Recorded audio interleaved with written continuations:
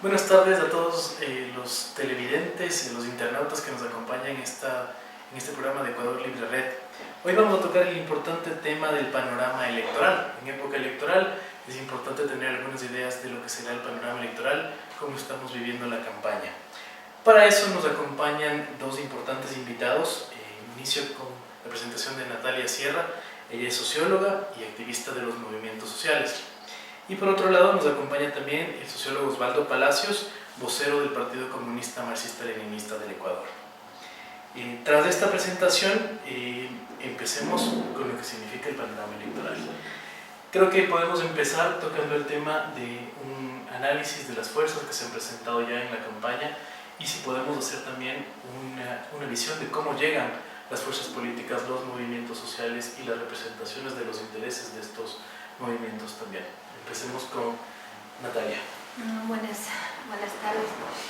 A ver, yo primero quiero hacer un antecedente.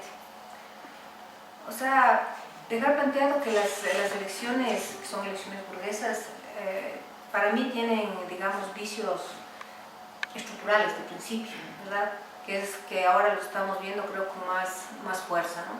Entonces, dejar planteado esto, es decir, que a veces suponemos que las elecciones son, digamos, un escenario donde se va realmente a poder elegir programas políticos. Y yo creo que parto de que no es así, o sea, de que no se está eligiendo programas políticos y menos programas políticos que, digamos, puedan significar cambios profundos en la sociedad, ¿verdad? Lo que creo que se elige son propuestas de administración de lo que ya está dado. Eso creo que es lo que se va a elegir. O sea, eso luego, cómo están dadas ahora, de lo que yo puedo observar es que hay, digamos, para mí como tres vertientes fuertes, ¿no es cierto? La vertiente que está expresada por lo que se llama el candidato presidente y la lista de gobierno oficial. Otra línea que está, digamos, expresada por el candidato banquero, Guillermo Lasso, y otra línea que está expresada por el economista Alberto Acosta. ¿Sí? Me parece que esas son las tres líneas básicas que se están planteando en este proceso electoral. Los otros realmente para mí son añadidos que a veces estorban. Entonces ahí hay tres propuestas. ¿Estorban o a veces cumplen un papel? Cumplen, por un lado, yo creo que un papel de chimbadores en algunos de estos casos. Por ejemplo, siento que Rodas es como chimbador de Lasso, siento yo, o Ray de Alberto Acosta, ¿verdad? Y del candidato presidente creo que aquellos que están por el lado del populismo más fuerte, ¿no es cierto? Entonces me parece que esas son las tres tendencias. Osvaldo. Bueno, en primer lugar un saludo muy cordial para nuestros amigos y amigas que nos escuchan y que nos miran por este medio, a nombre de nuestra organización política, el Partido Comunista Marxista-Leninista del Ecuador. Efectivamente vale empezar señalando, como lo ha hecho nuestra compañera de panel, la significación real que tienen los procesos electorales. Sin duda alguna, en una sociedad dividida en clases sociales, con antagonismos de diverso orden, indudablemente las elecciones son un episodio más de los procesos de la lucha de clases, en donde de una o de otra manera se expresan los intereses, las visiones de los distintos sectores de la sociedad. Y obviamente, siendo los sectores dominantes los que, como su nombre lo indica, tienen la sartén por el mango de todo el aparato y el andamiaje del Estado y del sistema, indudablemente ellos tienen, digamos, a su haber el manejo de las reglas de juego. Esto, por supuesto, no impide también que en un país como el nuestro, donde hay contradicciones de carácter social, político, ideológico, los sectores contestatarios y también aquellos sectores antisistema tengan la posibilidad de expresarse y de expresar su punto de vista y su pensamiento, de tratar de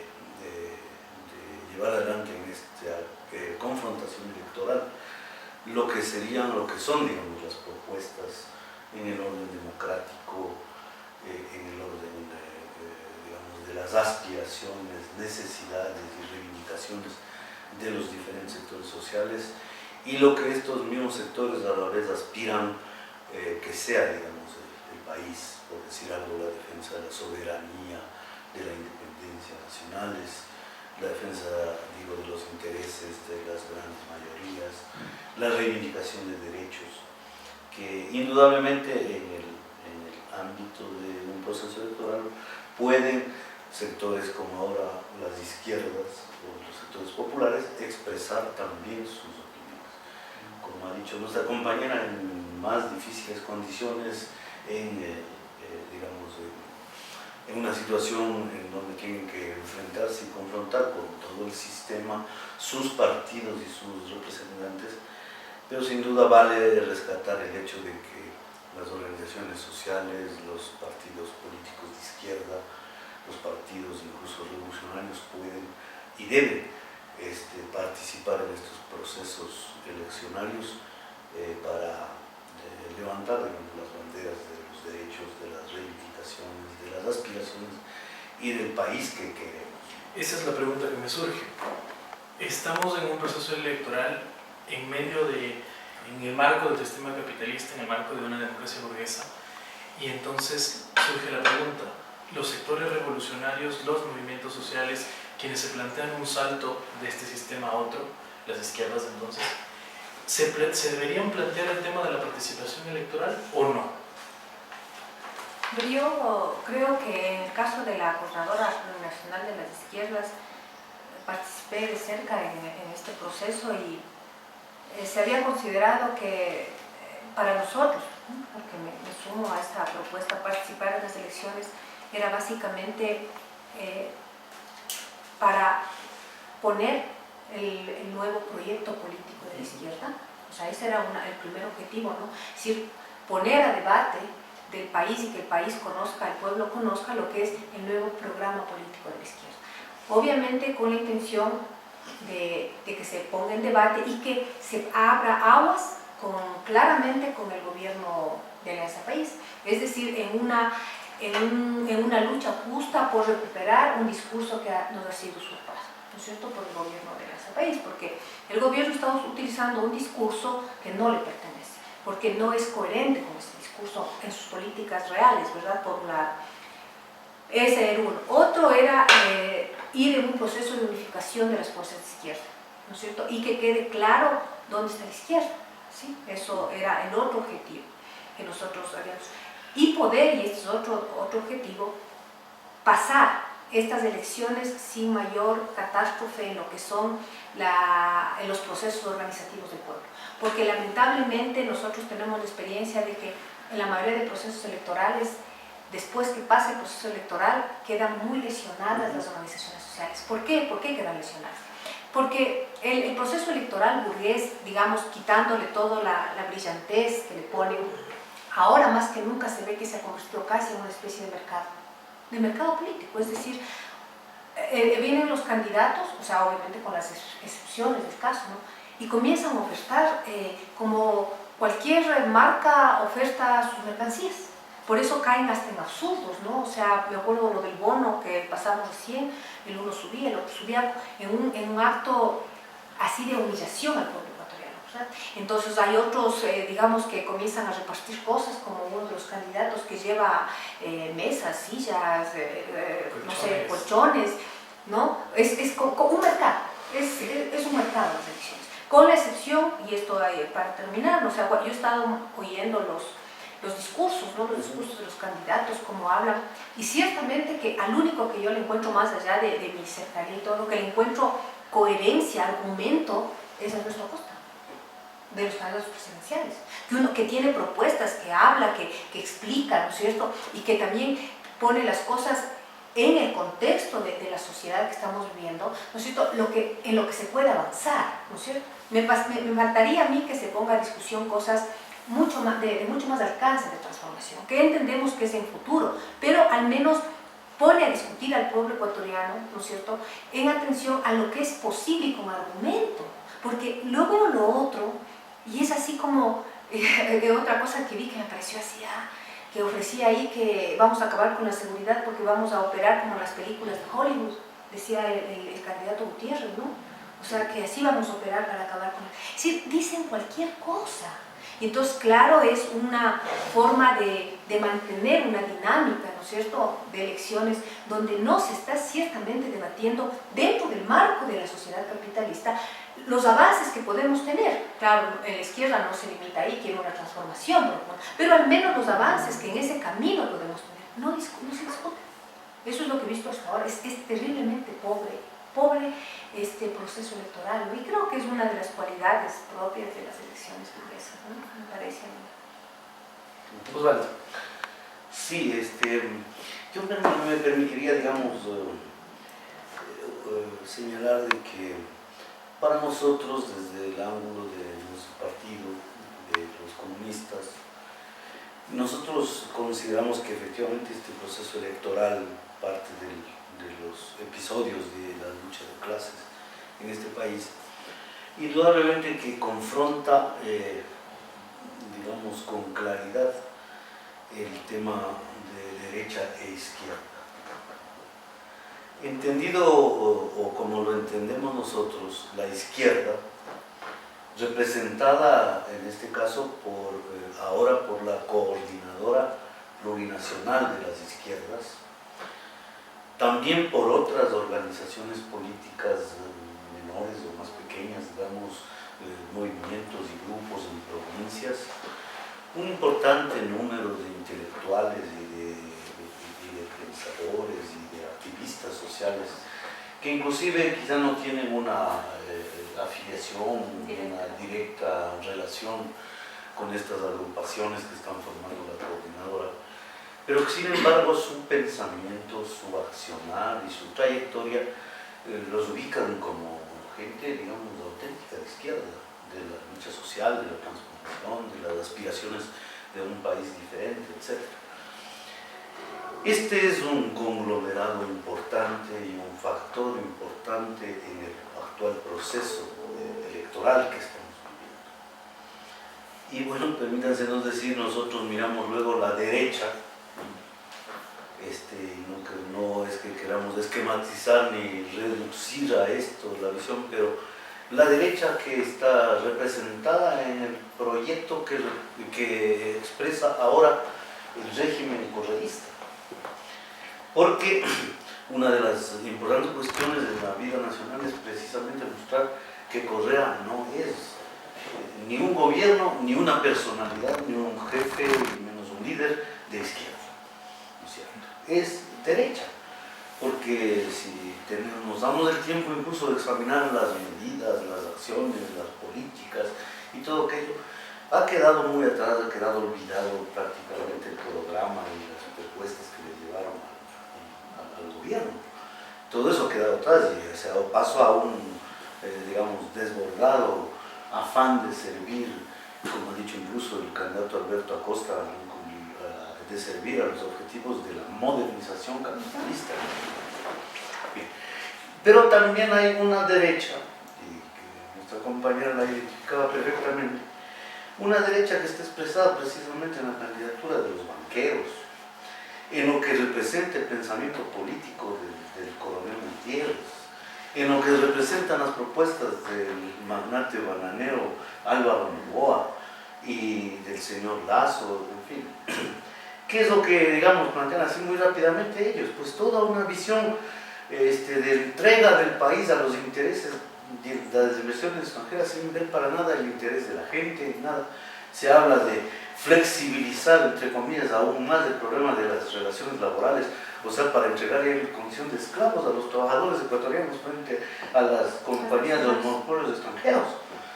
Se habla y el coronel Gutiérrez es muy, digamos, suelto de lengua, habla de que él sí está de acuerdo con un acuerdo, digamos que está de acuerdo con la firma de convenios comerciales con los Estados Unidos y con Europa a nivel del TLC y de tratados comerciales con Europa, cuando se ha demostrado con una serie de argumentos, y no solo argumentos, sino la práctica de lo que ha ocurrido con los países que firmaron esos acuerdos, efectivamente lo que eso significa para el destino de los países y de los pueblos, de los trabajadores, de las colectividades. Estos TLC que ahora el candidato Gutiérrez los exhibe como, digamos, una expresión de un planteamiento de campaña, y bueno, por ese orden Lazo y los demás candidatos de la derecha. Entonces nosotros decimos, una derecha en el gobierno, el plan y propuesta que representa, y la acción del gobierno que representa Correa, una derecha que no esté en el gobierno y que pugna por ahora electoralmente hacerse de él, pero diríamos, en líneas generales hay una coincidencia en todos aquellos sectores, en todos los reales intereses al servicio de los monopolios, al servicio de la inversión extranjera sin ningún tipo de regulación y de ningún interés respecto de los verdaderos derechos y aspiraciones de los pueblos del Ecuador, en este caso, de los trabajadores, de las mujeres, de las juventudes. Porque todo lo demás, como ha dicho nuestra compañera, efectivamente se utiliza un baratillo de ofertas de todo orden, es decir, invocando incluso a Dios para ganar el favor de los creyentes, etcétera, etcétera. Por eso es que deambula por ahí un pastor, inclusive repartiendo camisetas y bendiciones. Y entonces, claro, eso son métodos, concepciones y visiones de la derecha política. Y mientras eso se mueve entonces la izquierda plurinacional, sus diversas formaciones, sus diversas, en una campaña sumamente desigual, pero en la que precisamente se exhiben propuestas respecto de lo que consideramos nosotros, considera en general la izquierda ecuatoriana. Debe ser un Ecuador distinto, debe ser los intereses de reivindicación y aspiraciones de la gente, el problema de lo que aspiramos a cambiar para que efectivamente se garantice el bienestar. Me surge una duda un tanto pedagógica. Me parece que dentro del el nivel de quienes seguimos un poco la política, de quienes estamos involucrados en lo que significa lo electoral y lo político también, me surge la duda de una diferenciación clara entre derecha e izquierda. Y quisiera que sean muy cortitos con esta respuesta. ¿Qué es la izquierda y qué es la derecha? Es un poco complicado. Yo, para tratar de hacerlo así muy breve, Lo más pedagógico posible. creo que la ideología de derecha lo que busca es la reproducción del orden capitalista. Es decir, la reproducción de lo que es un sistema de explotación, un sistema de inequidades. No, eso es lo que busca. Obviamente la derecha tampoco es una cosa compacta, ¿no? Tiene distintas aristas, distintos intereses, pero que al final confluyen en el interés de lo que es la acumulación de capital, digamos. Ya, me parece que la izquierda o las izquierdas, ¿no es cierto?, para ser más plurales, lo que buscan justamente es ir más allá de ese sistema, ir hacia la construcción de un nuevo tipo de sociedad donde desaparezca digamos, esta explotación, ¿no es cierto?, no solo del hombre por el hombre, sino ahora también del hombre respecto a la naturaleza, ¿no?, porque se está debatiendo temas de cambio de matriz energética y todo. Es decir, que busca la construcción de otro mundo que sea más grato para el ser humano. Eso creo que es la izquierda. Y ahí también hay una diversidad, ¿verdad?, no es homogénea. Hay distintas versiones de cómo querer, pero lo que sí es cierto es que quiere otro mundo. De ahí esta gran consigna que teníamos, ¿no? Otro mundo es posible, otro mundo, no este mundo, digamos, maquillado, no este mundo con rostro humano, sino otro mundo verdaderamente humano. Creo que eso me parece a mí que sería lo que nos diferencia, ¿no? Osvaldo. Mira, pese a que se ha especulado mucho con respecto a este llamado fin de las ideologías y de que ahora ya no es posible establecer diferencias entre izquierda y derecha, que eso ya es un poco fuera del tiempo, que ya han caducado esas visiones. Nosotros pensamos más bien que en los momentos actuales de la globalización capitalista y todos los nuevos fenómenos de la vida mundial, digamos, claramente se puede mirar y evidenciar el hecho de que entonces estas diferencias entre derecha e izquierda existen, están plasmadas en la realidad concreta de los países, en la vida de los pueblos, y efectivamente la izquierda o las izquierdas, como se ha dicho bien, es decir, están representadas por aquellas gentes que quieren efectivamente transformar el presente e ir a una visión, digamos, futura de diferente nivel, de diferentes características, pero digamos que no se conforman con el actual sistema en el que estamos viviendo. Es decir, que son diferentes grados de resistencia, de oposición y de negación del capitalismo como tal, como sistema mundial. Eso existe y eso se produce. Y la derecha en general está representada por aquellos beneficiarios precisamente del sistema capitalista, aquellos que hacen víctimas a los pueblos en su propio beneficio y que obviamente les interesa sostener esto que para ellos es su paraíso terrenal, del cual sacan provecho, ventaja y digamos hacen su forma y su modo de vida y sus concepciones, sus costumbres, etc. Esa es la derecha, es decir, como siempre partidarios de la tradición, partidarios de mantener el statu quo, mantener el sistema de cómo están, mantener y sostener los actuales privilegios y vivir, digamos, a espaldas y en beneficio del trabajo ajeno. Yo quiero hacer una aclaración importante sobre esto. A veces hay una confusión de lo que decía el compañero, ¿no? De que ya no hay las ideologías o que eso es una cuestión del pasado. Y es por una razón, porque la ideología de la derecha está materializada en el sistema. La ideología está materializada en la forma de trabajar, en la forma de comportarnos, en la forma de la propia política, en la forma electoral. Entonces dicen, no hay ideología, porque está materializada. Entonces la ideología de izquierda, que como no es realidad, sino es deseo de cambio, es deseo de sociedad distinta, ¿no es cierto? O sea, no es realidad, es utopía que se llama, ¿verdad? Entonces aparece que es una locura, ¿no? Entonces eso hay que tener mucho cuidado, porque eso implica que la ideología de derecha lo que establece es como que el mundo capitalista es absoluto y que no se puede terminar. Y justamente la izquierda es aquella que dice que es una eventualidad histórica y como muchas eventualidades históricas tiene su principio y tiene su fin, y el ser humano tiene que ir hacia la construcción de un nuevo ensayo civilizatorio donde esté mejor él. Entonces eso hay que tener cuidado, porque esto que no hay ideología de izquierda y derecha, oigo mucho, ¿no? Y es porque claro, la ideología de derecha está hecha en realidad. Y sí está materializada. ¿No? Está materializada, es mucho más fuerte. Una buena aclaración. Creo que hemos tocado entonces a breves rasgos lo que significaría el panorama en términos políticos. Podemos entrar ahora entonces a las opiniones sobre lo que significa la correlación de fuerzas. Tenemos 8 candidaturas a la presidencia con estas 3 variantes en las que creo que estamos de acuerdo. Esta derecha en el gobierno, esta derecha más tradicional, representada con algunos otros intereses, y la izquierda. ¿Cómo está la correlación de fuerzas en términos dentro de este mismo marco electoral? A ver, yo decía recién, una entrevista también que me hicieron. O sea, el candidato presidente de la lista en gobierno está usando todos los recursos del Estado, que son los recursos del pueblo ecuatoriano, en beneficio de su campaña electoral. Más allá de lo que digan, eso ya es una cosa abierta y responden por sí mismos. O sea, ¿para qué vamos a estar nombrando? ¿No?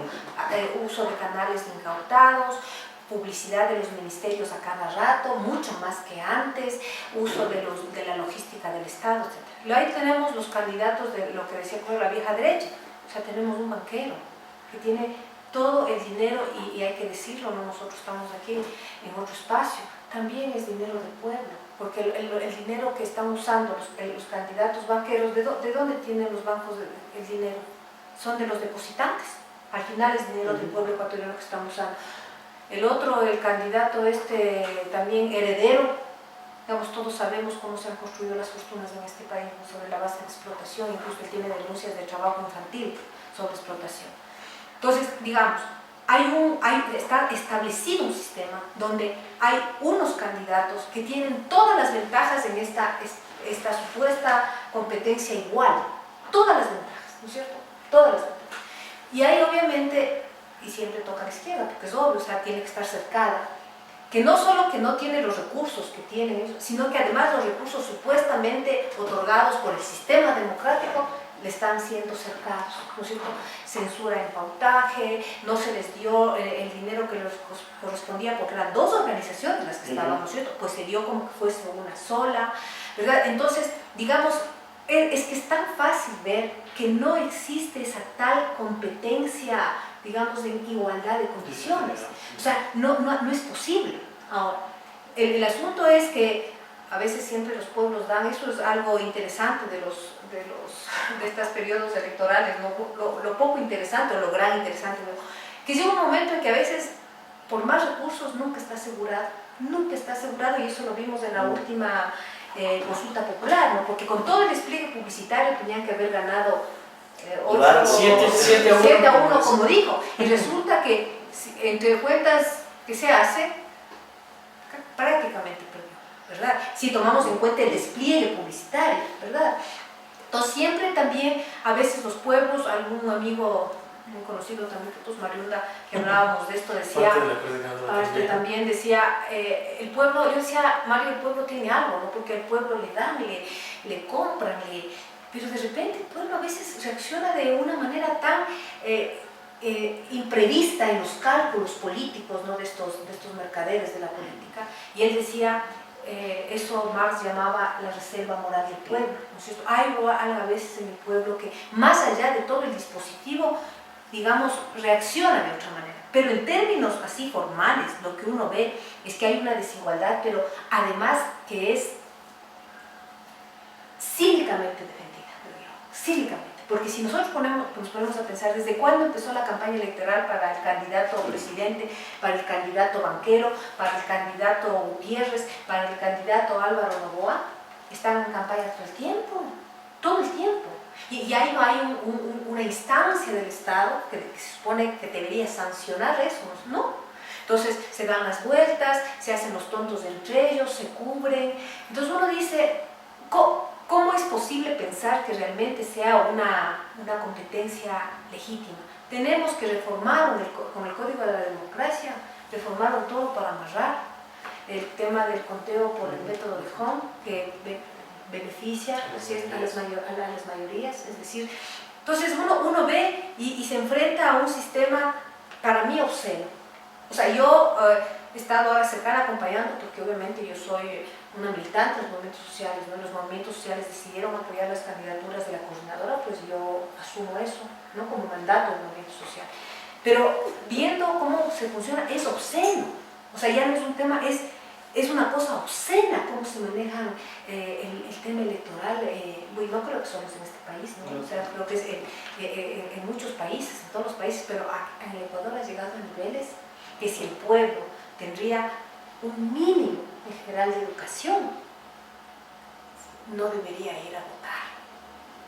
No, porque es una especie de tomadura de pelo, de insulto al pueblo ecuatoriano, es como que se están burlando de nosotros. Yo a veces me siento así. Entonces yo oigo las cosas que dicen, cómo se manejan, y entonces a veces yo digo a los compañeros de la coordinadora, o sea, ¿qué estamos haciendo ahí? O sea, entiendo que hay que estar ahí, porque de todas maneras son espacios que hay que pelearlos. Pero cuando uno ve cómo se están manejando las cosas tan suciamente, uno dice, nosotros qué estamos haciendo ahí. Cuando quizás mejor debíamos haber denunciado un proceso que de entrada estaba viciado. Así lo veo yo. Bueno, de todas maneras ahí estamos peleando. Nuestro interés, como han dicho todos los compañeros candidatos de la coordinadora, es ir a conversar con la gente, tratar de recoger las demandas de la gente, las inquietudes de la gente, para ir alimentando nuestro proyecto político. No digo nuestro programa de gobierno también, pero nuestro proyecto político, porque yo creo que una de las cosas bonitas de este proceso para nosotros ha sido, como han dicho los compañeros, ir a compartir con la gente. Bueno, no siempre comparte con la gente, pero ha sido un momento como más intenso de compartir con la gente y de que podamos ir construyendo este programa que yo digo venimos construyendo desde hace años, pero digamos un punto de quiebre es la Marcha del Agua, y la Marcha del Agua fue como el renacer de la propuesta y programa de los movimientos sociales y del pueblo ecuatoriano. Y este contexto electoral, conversaban los compañeros, específicamente Alberto decía que si es que las elecciones, decía él, son estar conversando con la gente, compartir con ellos, que le cuenten sus problemas, entonces yo me quedo toda la vida en elecciones, porque se va construyendo conjuntamente o reconstruyendo el sueño, ¿no? El sueño de una sociedad distinta. Por ahí le veo lo mejor de este proceso, pero realmente en los términos así formales es una cosa que da vergüenza, realmente, da vergüenza. Creo que hemos sido claros en el tema de cómo entran las fuerzas con las reglas electorales, pero ya en términos de correlación de fuerzas electoral mismo, es decir, en cantidad de votos, en posibilidades, ¿cómo vemos las candidaturas, Osvaldo? Yo querría de todas maneras señalar algún elemento previo respecto de esta forma abyecta como los sectores dominantes manejan estos procesos. Y ya lo ha dicho nuestra compañera con términos absolutamente concretos.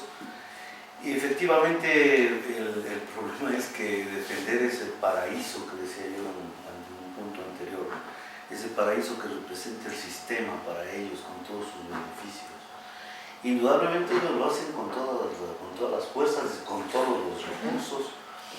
Y bien vale, por ejemplo, mostrar este episodio como aquel señalamiento desde que todos los hombres y las mujeres somos iguales ante la ley. Es decir, en este fenómeno de orden electoral puede verse con mucha mayor claridad que esa supuesta igualdad de los ciudadanos frente a la ley, porque dice que todos los ciudadanos tenemos iguales derechos, etcétera, etcétera. Podemos ver como ahora, en un momento de confrontación de intereses en el tema electoral, no hay la tal igualdad ante la ley, porque efectivamente las leyes están hechas y se manejan y se utilizan a propósito de quien tiene, digamos, el poder, ¿no? Y entonces podemos ver todo el papel tragicómico, si vale el término, además de abyecto y obviamente perverso, que ha jugado el llamado Consejo Nacional Electoral. Es decir, con todas las cosas quería, por razones de respeto incluso a nuestros compañeros y compañeras que nos miran, pues sería todo un desfile de una serie de episodios vergonzosos y de toda la utilización que se está haciendo, como ya se ha dicho, del aparato y tal. Pero sí vale, digamos, también hacer una parte y señalar de que una de las cosas que ellos no tienen es la razón histórica.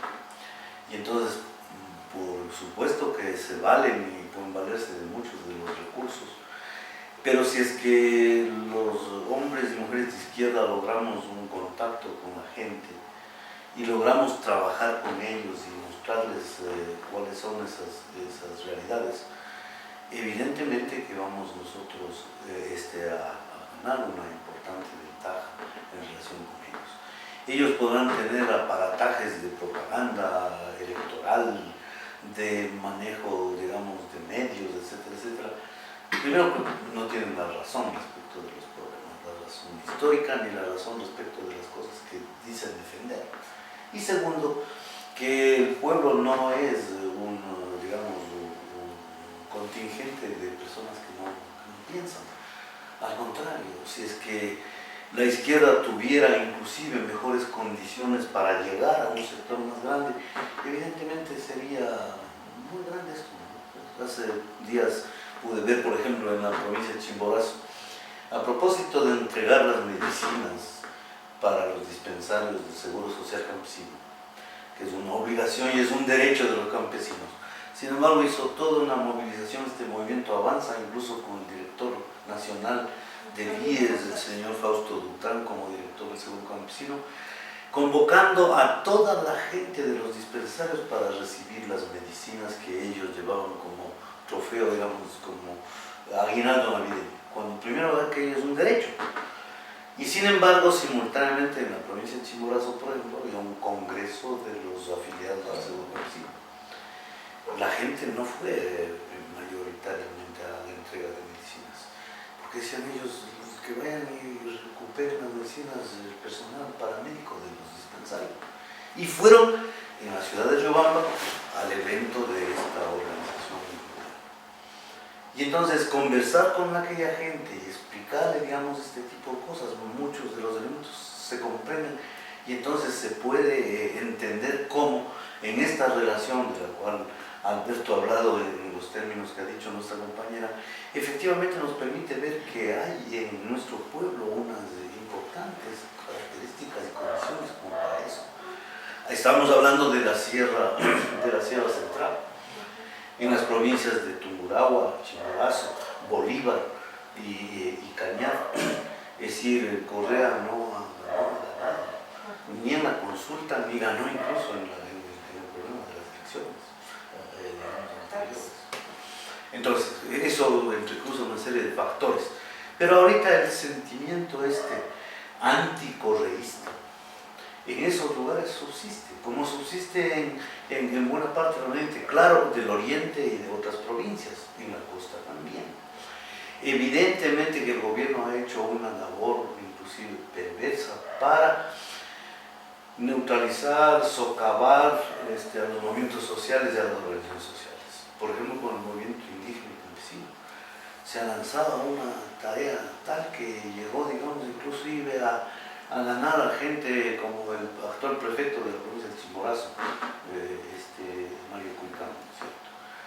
Anteriormente de Pachacuti y ahora de la lista 35, etc. Han hecho un trabajo para esto, y un trabajo que raya igual en esto de la oferta y de llevarles cosas y tal. Hace pocas semanas atrás el presidente se paseaba en la apertura del ferrocarril de Quito hasta Guamote.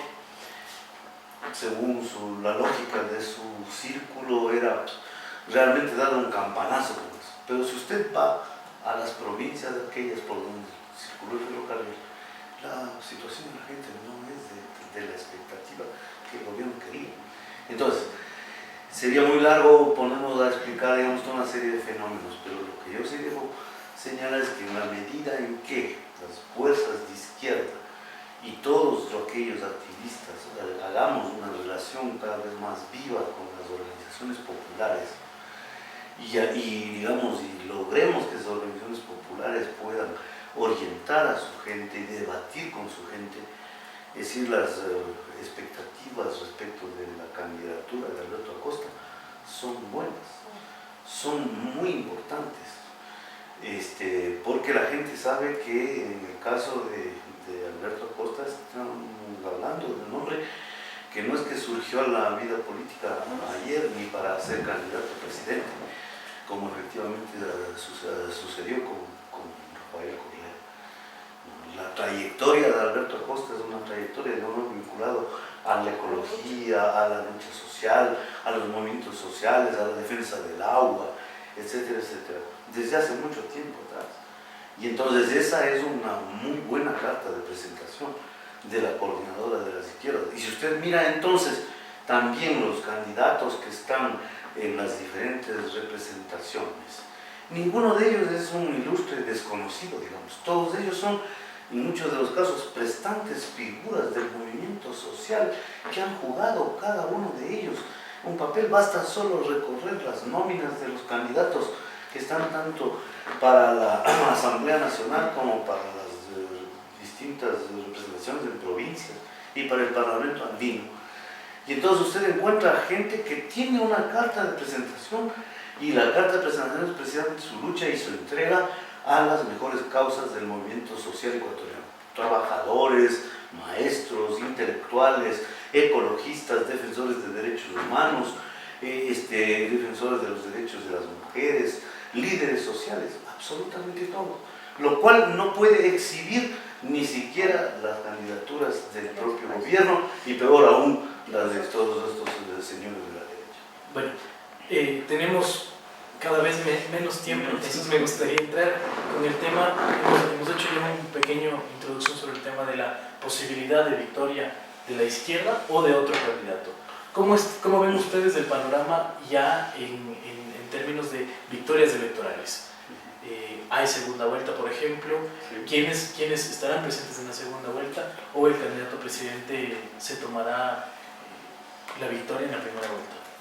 Bueno, primero aclarar que la única alternativa distinta es la candidatura de la coordinadora. O sea, la única alternativa distinta que permitiría llevar adelante las demandas y los sueños del pueblo ecuatoriano, que es lo que está planteado directamente, ¿no? con Alberto y con todos los candidatos, ahora sí vamos a ser el país que se había pensado. Eso primero, es decir, no hay otro. Yo creo que me parece a mí que Alberto tiene bastante aceptación y eso más allá de las encuestas, porque las encuestas, cada uno manda, paga sus encuestas y saca los datos que le da la gana, ¿no es cierto? Son herramientas, Son herramientas del del marketing político. Yo creo que tiene aceptación, y más bien uno puede rastrear eso en formas de ataque que tiene el gobierno hacia la candidatura de los. Yo creo y estoy segura, Alberto entra a la segunda vuelta y le gana a Correa en la segunda vuelta.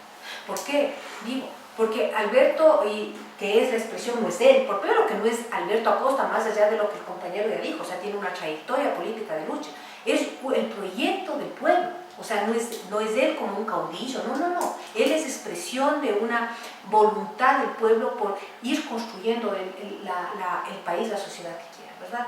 Entonces me parece que están cercando todas las posibilidades porque justamente el pueblo votó por el actual presidente, no porque sea él, el pueblo votó por un programa que Alianza País ha traicionado. Y es el programa que nosotros ahora en la coordinadora le estamos recuperando y radicalizando. Sin embargo, hay la dosis de engaño, ¿no? Claro, eso digo, hay la dosis, pero yo siempre digo, o sea, a veces también, como dice el compañero de la derecha, piensa que el pueblo es imbécil, o sea, y nos tratan como eso, pero no es así. O sea, no es así porque, digamos, en las últimas semanas también se han dado una serie de denuncias que ya, más allá de las elecciones, que ya no es posible. O sea, denuncias de corrupción, denuncias de atracos, denuncias de falsificaciones. Es decir, y aparecen, porque uno denuncia, que es de la Sociedad Patriótica, al otro que es de ese país, termina que de Sociedad Patriótica también ha hecho la misma trampa que el otro, y entonces entre ellos son los mismos, ¿verdad? Entonces yo sí considero que hay una aceptación. Claro, nosotros no tenemos la posibilidad de mostrarlo porque estamos prácticamente cercados en los medios, cercados porque yo diría así, hay los medios gubernamentales, ¿no es cierto?, que lanzan toda la propaganda del candidato y su lista presidente que es el candidato, y los otros medios privados nosotros sabemos que siempre han trabajado para lo que decíamos la vieja derecha. A mí a veces me parece que el candidato de los otros medios es Lazo, ¿no? Porque es fácil ver en las noticias, o sea, si nosotros vemos el porcentaje de veces que hacen alusión al presidente, al alto presidente y a Lazo, son muchas, y de repente por ahí aparecen nosotros y sobre todo Alberto. Y a pesar de eso, en los propios medios privados mortales, es como que, por más que no quiera, le ponen a Alberto tercero. Y eso le ponen tercero, ¿no? Nosotros hemos sabido que había habido disposiciones de siempre bajarle, ¿no?, el porcentaje de votos que tiene la coordinadora. Siempre intentar. Porque para eso sirven las encuestas. Porque a veces se quiere conducir a la población, no, si este va a ganar, entonces hay que votar por este. Entonces, yo sí diría, las encuestas son parte de la propaganda, son la trampa. Sin embargo, me parece importantísimo que en el momento actual la gente se ha dado cuenta precisamente por esta guerra de encuestas, esta guerra ridícula de encuestas. Yo leía un sondeo en el Telégrafo en el cual el candidato Zavala asomaba primero. Y era porque era un sondeo hecho en internet, entonces el que entraba y votaba le daba la victoria. Entonces yo decía, esta ridiculez ha mostrado ahora a la gente que nadie puede creer en las encuestas. No, nadie puede creer eso. Me parece que eso es positivo de este hecho. Pero entonces, vamos a yo creo que sí, yo he visto, porque además, por una razón, o sea, más allá de todos los argumentos de que, digamos, nosotros tenemos, yo creo que la autoridad ética, no voy a decir que ética, de la demanda del pueblo. O sea, nosotros es la razón histórica de la que hablamos, a nosotros nos asiste la razón histórica porque los pueblos siempre buscan mejores días. Eso de entrada. Y luego yo creo que el pueblo en este último proceso, donde ganó Correa, el pueblo está buscando, ¿no es cierto?, hacer realidad sus sueños, y la coordinadora expresa eso, expresa hacer realidad los sueños que se venían gestando antes de la entrada de este presidente, ¿no es cierto?, que está ahora, y que obviamente no se han realizado. Yo creo que esta idea yo creo que la gente sabe que todo lo bueno que pueden decir que ha hecho este gobierno va a ser muchísimo más si es que entra la coordinadora de izquierda. Es decir, todo esto de que habla la salud como gran regalo, ¿no? O sea, el tema de la salud, el tema de la inversión en educación, el tema de las carreteras. Esas cosas positivas, digamos, que la gente ve, yo creo que sabe que con Alberto y todo el proyecto, el programa de gobierno del pueblo, digamos, va a extenderse, o sea, se va a ampliar. Lo que no va a suceder ni si gana porque yo creo que si gana el presidente Correa, más bien el gobierno se va a irse más hacia más de lo que está, ya no sé si hay como más, hacia la derecha, y obviamente si ganan los dos candidatos no se diga, ¿no? Vamos con esa proyección. Osvaldo. Sí, mira, yo decía hace un momento que desde el poder evidentemente se trata de crear siempre pues, una visión respecto de una serie de problemas que le convienen al poder. Ejemplo, tú mismo decías hace un momento, ¿no? Correa decía que en la consulta popular última iba a ganar 7-1. Y entonces se generó eso de tal modo que las encuestas, incluso recuerdo las del señor Pérez, mostraban esa verdad oficial, ¿no es cierto?, de que se ganaría por ese margen, es decir, de que estaba muy fácil el asunto, y la cuestión no fue tal. Entonces, no solamente que fallaron las encuestas, sino que falló todo el plan, digamos, del gobierno respecto de eso. Y no olvidemos que en aquella oportunidad al presidente Correa y su planteamiento en la consulta le apoyaron los socialcristianos en Guayaquil, en la costa en general. Estuvieron, digamos, con él otras fuerzas como el PRE, que en esa época aspiraba inclusive a negociar el regreso de Bucaram, etc. Esos ahora no le acompañan, digámoslo así, porque tienen sus propios proyectos. Lo otro, se ha dicho, ¿no?, de aquí gana Correa de una, como dice, en la primera vuelta. No va a haber segunda vuelta. ¿Por qué Correa? Entonces todo el mundo dice sí y repite. Pero el asunto es que esas son precisamente las supuestas verdades que se manejan desde el poder, igual que como lo que decíamos hace un momento, no, si Correa quiere pasarse de izquierda, ¿cierto?, cuando no lo es. Entonces, que gana a la primera, que es de izquierda, que efectivamente va a dar, incluso ahora ya no habla del 7-1, ahora ya dice que es de 2-1, de 3-1 más, o que por lo menos pasa a la primera, a la segunda vuelta de una sola. Y eso no es verdad. Porque en las frías matemáticas electorales incluso, que claro, son muy movibles, pero sin embargo no hay esas condiciones. Por una cosa, pese a todas las labores de socavamiento y de cosas, digo usted, los dos partidos o las dos fuerzas principales de la alianza de Plurinacional de las Izquierdas, el Pachacuti y MPD, reunieron o han reunido históricamente una votación que va por allá, por cerca del 10%, en frío. Ahora, con una candidatura como la de Acosta y con los acompañantes, que digo yo, en las listas provinciales y a nivel nacional, y la del Parlamento andino, indudablemente eso sí causa expectativa en mucha gente, ¿no es cierto? El problema también es que en las condiciones actuales, por ejemplo, a nivel de servidores públicos, lo que incluso ha dicho Alberto Acosta, no me expresen tanta, digamos, simpatía, así públicamente. Recuerden ustedes que el voto es secreto. Y el voto secreto le va a jugar a Rafael Correa, y ojalá nuestros amigos nos puedan grabar esta parte y tenerla en testimonio. El voto secreto le va a jugar a Correa en esta oportunidad una ventaja que él no se le espera. Mejor dicho, se le espera porque la tiene miedo. Porque en los círculos íntimos, precisamente Correa tiene una gran preocupación, que es Acosta. Si fuera él, como dice, un sencillo ecologista radical metido con los garroteros del MPD, como ha dicho varias veces, Si fuera la gente de la izquierda tan pequeña y tan insignificante, como ha dicho él, que ni siquiera la familia vota por esos candidatos, no debería preocuparse tanto de la izquierda y tanto de Alberto Acosta. Y si ustedes revisan con un poco de cuidado las intervenciones públicas de Rafael Correa, uno de los elementos presentes ahí de manera categórica y permanente es la izquierda, el MPD, Alberto Acosta, los candidatos, digamos, populares.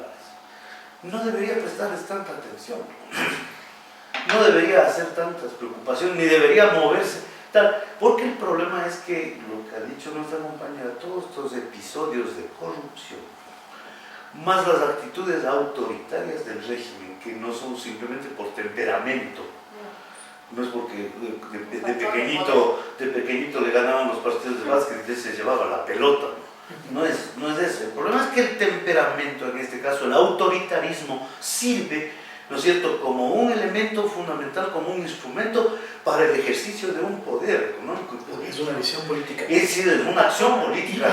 Y antes de que se vaya la idea, vamos ahí y cómo empatar esto con algo que no quiero dejar fuera.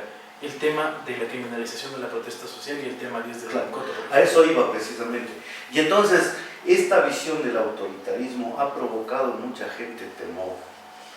Un profesor, digamos, sencillo, o una profesora, no puede expresar su idea porque ella piensa que enseguida le van a detectar, y los chicos que se reúnen para discutir sobre los problemas del país ya les tachan de terroristas. A alguien que diga yo estoy en contra de Correa, en fin, le botan del puesto, ¿no?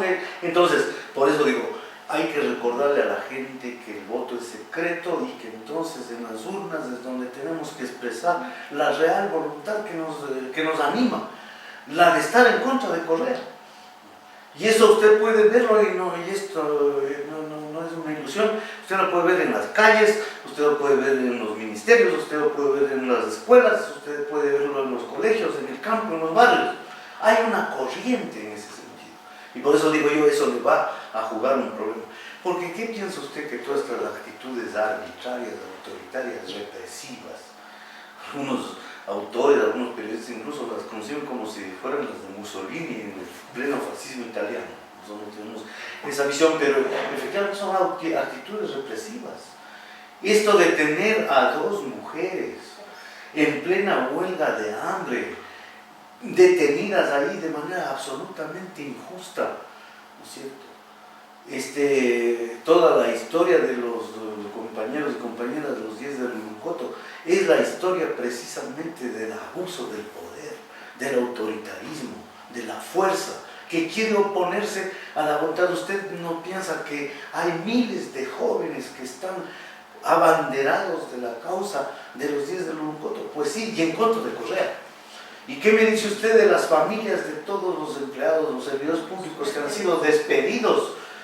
¿No? Y de todos los trabajadores que han sido despedidos, de todas aquellas comunidades como la de la Yuma, como el tema de los pescadores artesanales, de los mineros artesanales, Río Blanco, etcétera, etcétera. Toda esa gente no está aplaudiendo fervorosamente a Correa. De pronto, si incluso pasa por ahí, le harán, ahora ya no se puede hacer ni señas obscenas, ¿no? Pero le moverán la mano. Pero el día del voto es donde yo quiero ver, como dicen aquí, yo quiero verte, ¿no es cierto? Sí, sí, sí. Y a eso el señor Correa le tiene miedo. Esto es real. Lo que decía la gente en aquella movilización por el agua del mes de marzo, ¿no? Nos tienen miedo porque no tenemos miedo. Efectivamente eso es ahora real en la campaña electoral. No, Correa tiene miedo. Y a quien tiene miedo es Acosta. Porque además él sabe muy bien, como lo sabe el país, la gente que en este país puede discernir estos temas, se da cuenta que el único que puede realmente derrotarle a Correa en una segunda vuelta es Alberto Acosta. Porque fácilmente con los otros elementos de la derecha, ¿no es cierto?, Gutiérrez, diga usted Lazo, simplemente entrar en sanos acuerdos de compadres, porque eso es lo que ellos son, a quienes sirven y a quienes muchos de ellos representan. Retomo con eso una pregunta. ¿En qué beneficia a Rafael Correa entonces la detención de los 10 de Blancoto, por ejemplo, entre otras arbitrariedades, ¿no? Yo creo que últimamente ha estado cometiendo lo que se llama muchos errores políticos, porque creo que ya no le interesa mucho. Me parece que, digamos, no sé, intentan entrar a como del lugar, otra vez al gobierno, y ya no les va a importar guardar formas. A mí me parece que en un caso de que él vuelva a ganar, no van a guardar ningún. O sea, el proceso de criminalización se va a agudizar y radicalizar. ¿Sí? ¿En qué les conviene? Yo creo que no, o sea, políticamente no les conviene. Pues. El problema es porque los tienen. O sea, también es mostrar un patrón de poder, yo creo que hay que entender eso, es formas de amedrentar a la población, ¿no es cierto? Porque el tema de que se haya acusado de terrorismo no es a estos chicos la primera vez, o sea, se les acusado a los dirigentes indígenas, dirigentes campesinos, o sea, asumiendo un discurso tan conservador, un discurso de los norteamericanos, que les sirvió para masacrar pueblos enteros. A ese discurso se acabó. Entonces me parece que no es un patrón de poder que, más allá de los cálculos políticos que haga este gobierno, es un patrón de poder que se aplica en el mundo y específicamente en América Latina, es decir, amedrento a los pueblos para que los pueblos no reaccionen defendiendo sus derechos, defendiendo sus tierras, defendiendo el agua, defendiendo el medio ambiente, defendiendo, digamos, sus libertades, ¿verdad? Entonces a mí me parece que está dentro de eso, que atraviesa el proceso electoral, atraviesa el proceso. A mí pienso que la criminalización es una muestra clara de que este gobierno, yo creo que solo ese hecho basta para darnos cuenta hacia dónde va este gobierno. Pero yo quería decir algo, ¿no? Que más allá de esto que se ha dicho, si Alberto entra a la segunda vuelta, Alberto le gana de largo. Eso es lo que... Por eso es que lo que quieren evitar, por eso sus candidatos, sus buenos adversarios son los otros. Sobre todo el candidato banquero, ¿no es cierto? Porque si Alberto Acosta, que es el programa de la izquierda, que es los movimientos sociales, entra a la segunda vuelta, le gana, ¿no es verdad? Pero yo quiero terminar con algo, yo quiero decir que más allá de eso, yo creo que ya hemos ganado. Yo le oí a Alberto eso y yo comparto. Recién entrevistado me dijo, nosotros ya hemos ganado. ¿Por qué hemos ganado? Porque creo que en todo este proceso, que no es ahora, sino que ya viene desde atrás, cuando la gente comenzó a reaccionar, ¿no es cierto?, a defenderse de los ataques de este nuevo proyecto del capital que está encabezando Alianza País. Creo que hemos logrado recuperarnos, hemos logrado recuperar, digamos, lo que somos, nuestra identidad. Creo tanto al interior del país, porque ya los medios de comunicación, la gente habla, ¿no?, de los candidatos de izquierda, ya no dicen el candidato de izquierda Rafael Correa, ya hablan de los candidatos de la izquierda. Entonces eso para mí es haber ganado. Y es haber ganado que a nivel... En términos de sentido. Porque nosotros consideramos que una transformación social no se hace vía elecciones, se hace con largos procesos de lucha del pueblo, donde va el pueblo construyendo, generando sus poderes paralelos, ¿no es cierto? Va luchando por sus reivindicaciones. El tema electoral es parte de esa lucha, ¿verdad? No es a través de eso que vamos a transformar este país. Es un tema cotidiano, es un tema, digamos, que tiene muchas aristas, primero. Y luego yo creo que hemos ganado también porque es curioso, ¿no?, en todos los procesos de América Latina, de estos llamados gobiernos progresistas, en el único país donde ya está claramente separadas las aguas, es decir, donde se sabe que no es un gobierno de izquierda y que la izquierda está en el otro lado, es en el Ecuador. Por ejemplo, no se da ese caso en Bolivia, no se da ese caso en Venezuela, que aquí está claro, y para mí ya eso es haber ganado. Y tercero, y con esto termino, para mí también es haber ganado que nos hayamos vuelto a encontrar, hayamos logrado consolidar la unidad y que la unidad siga más allá del proceso electoral, ¿no es cierto? Una unidad que nos va a permitir justamente seguir en este proceso de ir construyendo una sociedad más justa, más equitativa, o sea, la sociedad que todos queremos. Y entonces yo ahí comparto con Alberto que dijo, ya hemos ganado. Vamos a terminar con una pregunta que les pido seamos absolutamente breves. Hemos ganado en términos de organización, hemos ganado en todos los términos que decían ustedes ya, pero ¿qué pasa si llegamos, este proyecto, quiero decir, a ganar las elecciones el 17 de febrero o el 7 de abril en la segunda vuelta? ¿Cuál es el panorama para las organizaciones sociales, para la izquierda ecuatoriana, de tener un gobierno como el de Alberto Acosta? Empezamos con Osvaldo para intercalar. Bueno, sí, yo debo indicar que una importante cuestión que ha ocurrido en el Ecuador de nuestros días desde el hecho de que las diferentes organizaciones de izquierda y el movimiento social que le acompaña o que lo rodea, digamos, ha logrado ir estableciendo ciertos acuerdos importantes de unidad y hay una voluntad política inclusive de ir más allá del proceso del programa electoral. Eso no es muy sencillo, no es un programa que se puede conseguir así simplemente, pero hay digamos, hay un interés, me parece, colectivo por comprenderlo mejor y salir adelante.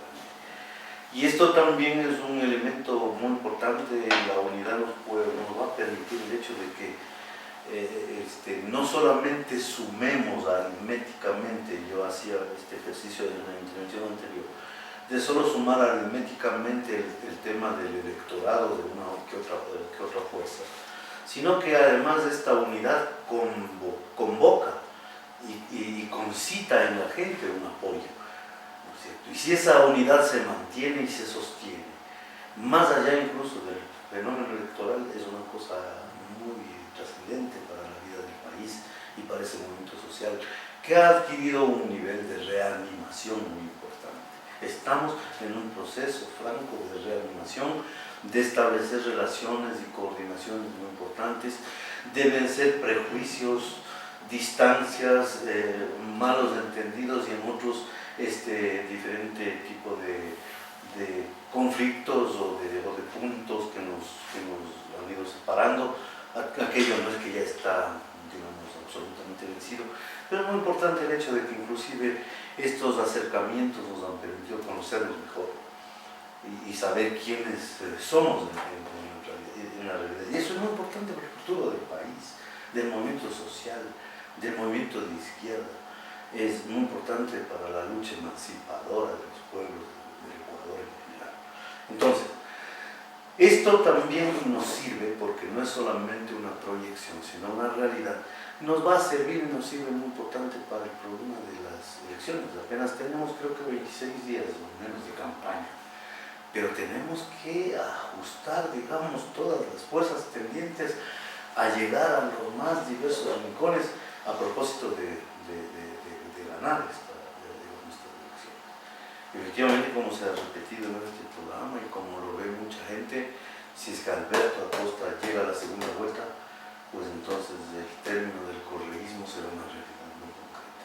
Y esa no es un problema que no es un sueño, esa es una realidad que necesita trabajarse, por supuesto que no es que va a salir de la manga, sino que es una realidad que necesita trabajarse y quienes como nosotros que estamos en una relación que hacemos viable, digamos, en nuestra relación con los diferentes sectores y colectividades a nivel nacional en las 24 provincias, sí podemos decir que hay unas condiciones bastante interesantes como para nosotros obtener el triunfo. De modo que si ganamos con Acosta, que viene rápidamente. Rápidamente, yo creo que así sea un gobernante probado de izquierda, siempre el que dirige los procesos es de la sociedad políticamente organizada, siempre.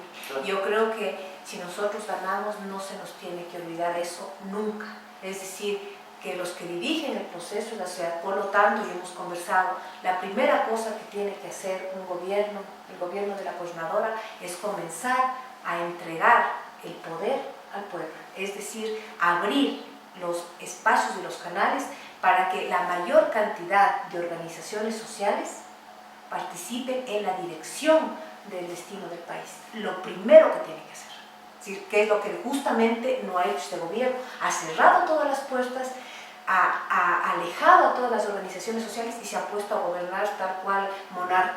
Lo primero que tiene que hacer la coordinadora entonces, y eso no discutir, abrir y entregar el poder a quien tiene el poder, que es el pueblo.